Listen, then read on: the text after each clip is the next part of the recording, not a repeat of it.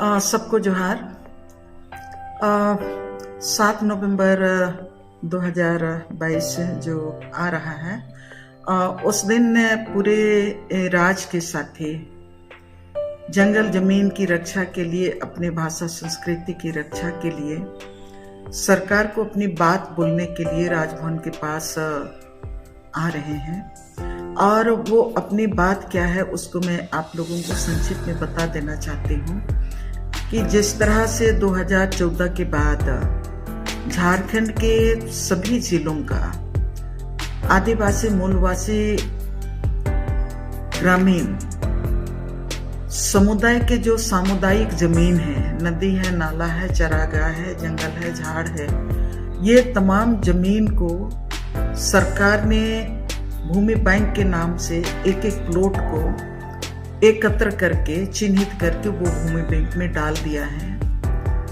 और वो पूरे झारखंड में इस तरह की जमीन को, जो सरकारी दावा है कि 21 लाख एकड़ से ज्यादा जमीन भूमि बैंक में है, जो कारपोरेट घराने की आसानी से जमीन देने के लिए, निवेश के लिए तैयार किया गया है।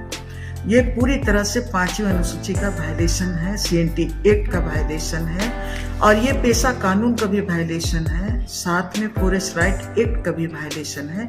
इस भूमि बैंक को खारिज करने की मांग 2016 से लगातार करते आ रहे हैं, लेकिन सरकार इस पर कोई कदम नहीं उठा रही है।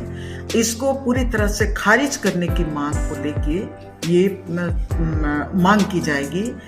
और उसके साथ ही 2020 में केंद्र सरकार ने एक नया योजना लेके आया है, और उस नया योजना का नाम है स्वामित्व योजना।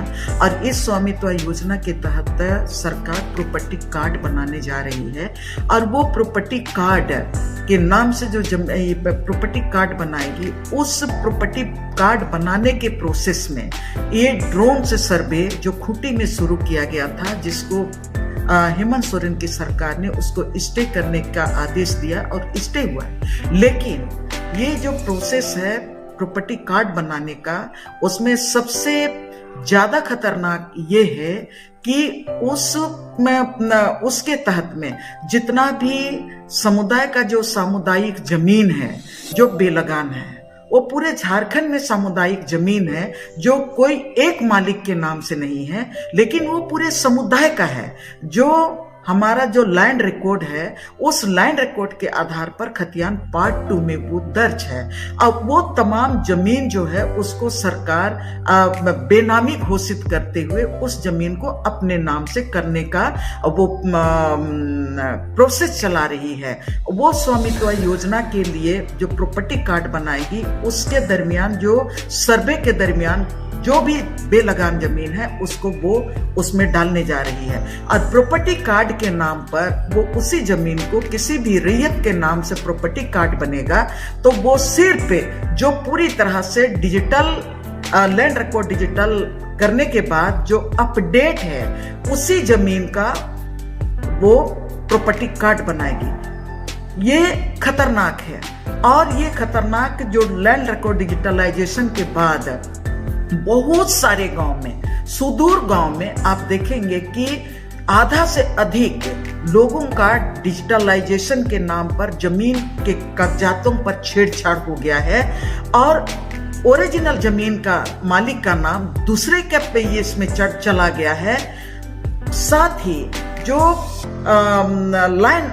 लैंड रिकॉर्ड जिसका सही अपडेट नहीं किया गया है, उनका जमीन का लगान रसीद भी 2014 के बाद भारी संख्या में नहीं कटा जा रहा है।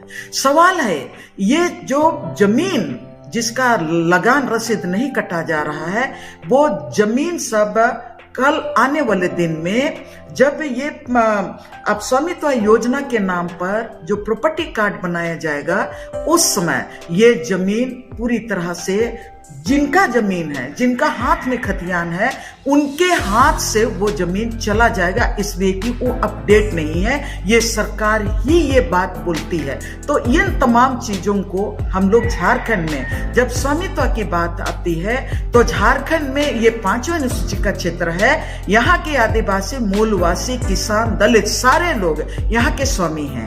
CNT एक्ट में जो हमारे संवैधानिक अधिकार का प्रावधान है, हम CNT एक्ट का हम उनके स्वामी हैं, SPT एक्ट के हम स्वामी हैं, पेशा कानून हमारे लिए बना है।